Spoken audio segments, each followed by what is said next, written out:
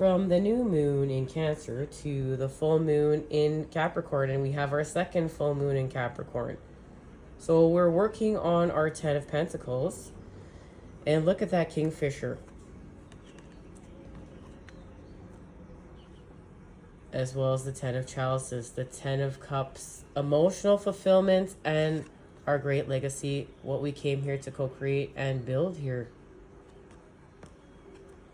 And it has to do right now with the alchemy of the lovers. And much to do with slowing down, nurture, connection to nature, going on vacation, spending time with loved ones and our families.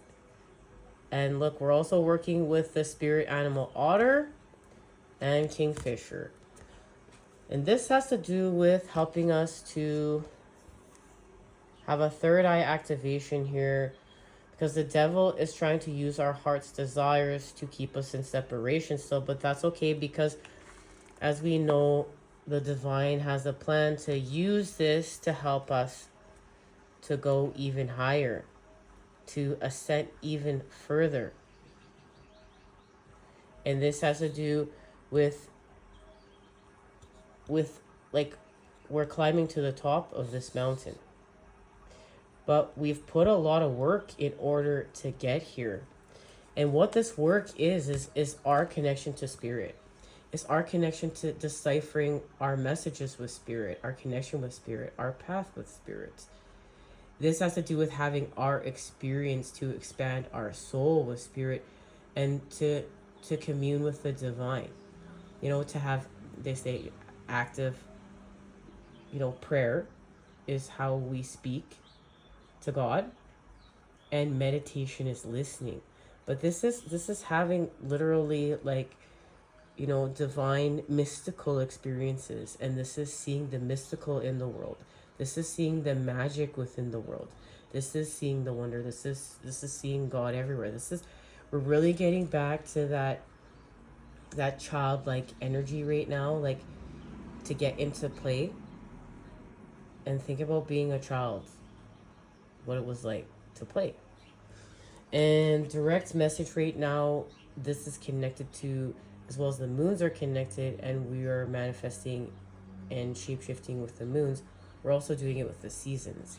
So we're going to have a summer solstice and then an autumn equinox. There is a direct message. We're being put in situations of lack of, but rather than to become bitter and turn away, to open up and unfold more and apply love there, and to give, and to understand that through our suffering, we are all one, just as like everywhere else, and that we're all going through something behind closed doors. Don't judge, hold space for people. I know it's easy to say, we feel like when we judge we're safe or we got it all figured out, but the devil's in the details. We never know what's happening behind closed doors. And remember, God is the unknown. Embrace it. Embrace what is unknown. And this is going to help us with our emotional expression. Because right now we are in the time of healing from deception, past, present, and thinking it's going to happen again in the future. Because it's got us in self-sabotaging behaviors. But we're going forward with the sun. We're going forward with the sun here because we've activated with our truths. And we're having a third eye activation here, and we are talking to God within the mind's eye. We are seeing God within the mind's eye. We are expanding God within the mind's eye. And we've actually gone somewhere on our chariot. And in Cancer season, this is what we're learning, that the tension restores the motion and how to get to where we're going. And right now it has to do with everything that's being reflected upon itself. We're seeing all the connections and everything. Reflections upon reflections upon reflections. And if you ever really want to understand, just look around you and dig deep. Everything's connected. Or maybe not even dig deep. It was right in front of your face to begin with. So let's get an activation here. So we're having a third eye activation. As remember, our 10 of mirrors here. Our 10 of mirrors is connected to this. This is the 10 of mirrors. The 10 of chalices. Now, Spirit has a message for us here. Spirit has a message for us here. And it has to do with the alchemy of the lovers. That's beautiful. Okay.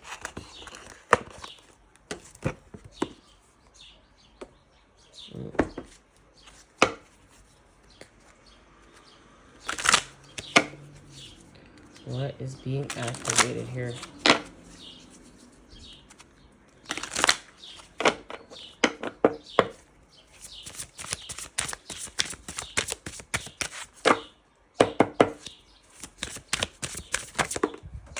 Okay, there it is.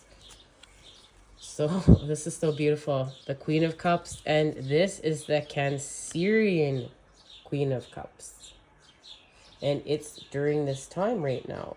And that's what I love about the different tarots and having the different decks. And let's see what's happening here.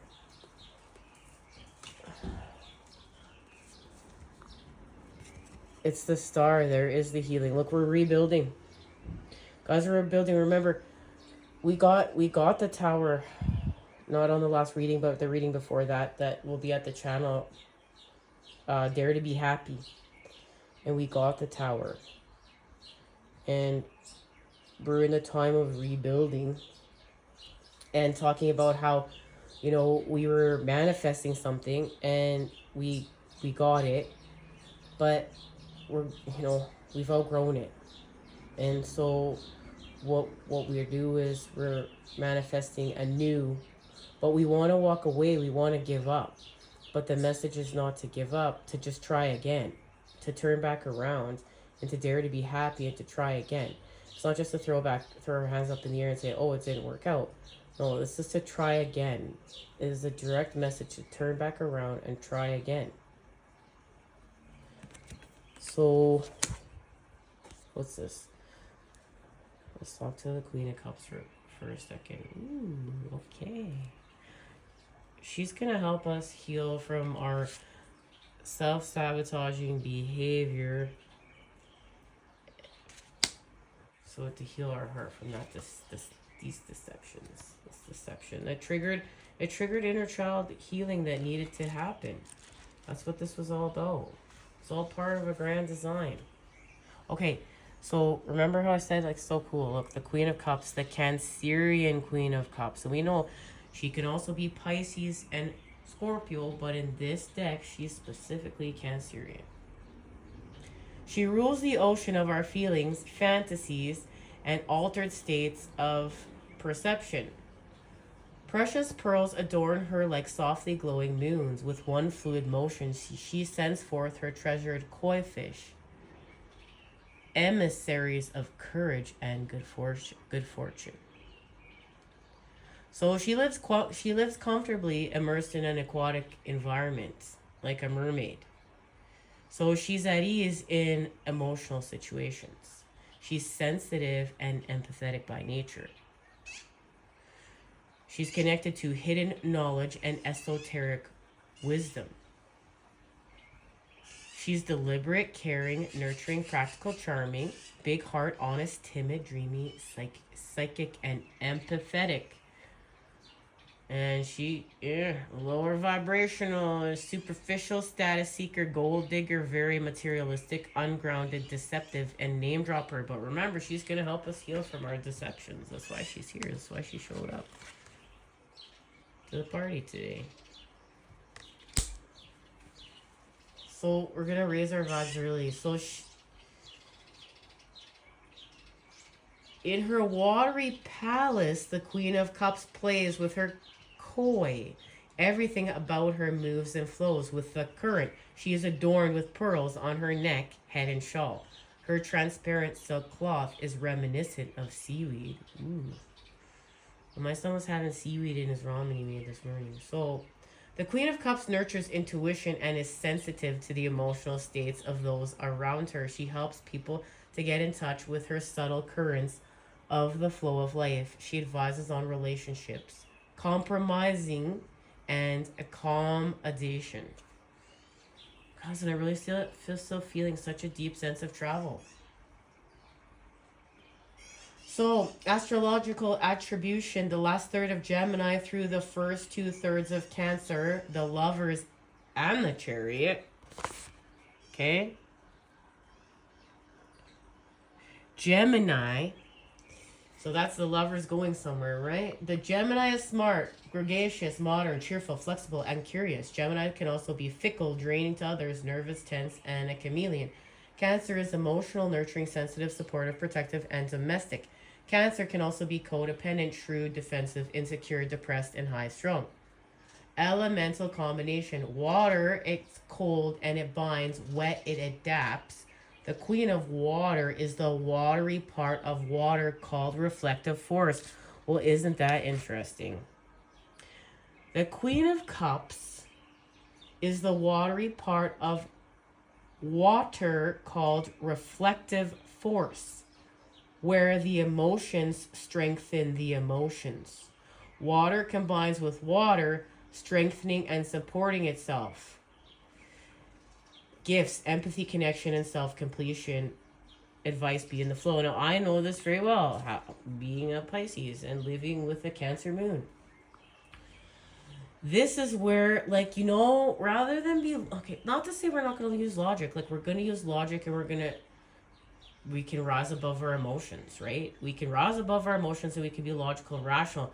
But this is, yes, we still have that skill. But this is using your emotions that serve you to back up what you know, what has been reflected back to you, where you know you need growth, and applying the emotions that serve you, where it's been reflected back to you, where you know you need growth, where you know you need to change, where you know you need new patterning, where you know you need to transform. And you use those emotions to amp you up, to get you to the next level. Now, listen, if you can do both, if you could, you know, rise above logic, and we need to have that skill. But this is also a beautiful skill that the Queen of Cups is here to remind us of, or to teach us today, okay? The way you get meaning into your life is to devote yourself to loving others. Devote yourself to your community around you, and devote yourself to creating something that gives you purpose and meaning. And this goes back to, we're going above the I. It's like we're going above the I, how this affects me, how I'm hurting, how I feel, how I... Not that doesn't matter, that matters. But we're going beyond that to the mission of the collective for the greater good. We're going up beyond the I, to the we, to the us, to the all, to the everything. All right. Okay. Where are we going?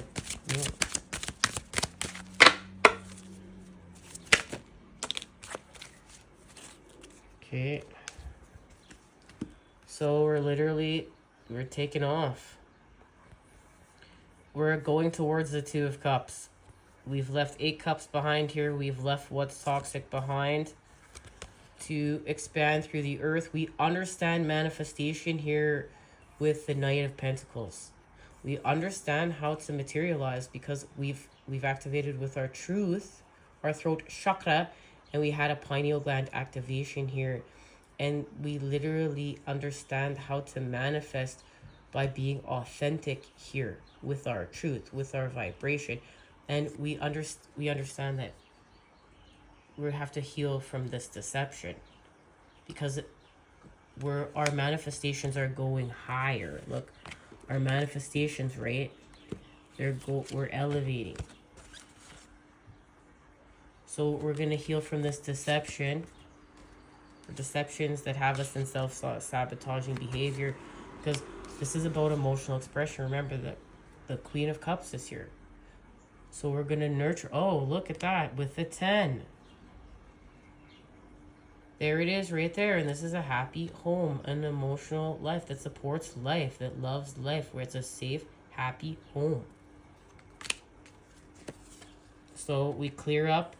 This is our throat chakra activation here that clears up the conflict within the mind's eye. That what was connected to pain. So that we can understand how to act. We can understand how our actions affect our manifestations. Okay, this is what we're seeing. We're seeing here our actions. Okay, so we get back to work with our Three of Pentacles pals and God to co-create. So we go from the Three of Pentacles to the Nine of Pentacles, because this is connected right to the Ten of Pentacles, and the from the new moon in Cancer to the full moon in Capricorn with this earth energy. So we're working in the Garden of Venus on love. So if you're in separation, you know why? You're working on love with God. So we transition. We transition here. Something is birthed anew. With the sun and wish fulfillment. And that's what this is here. Where we literally went somewhere.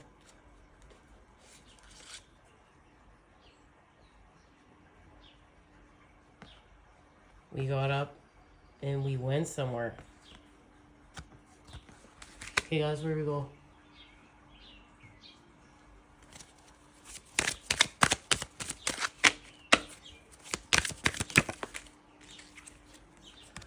There we did. We did it.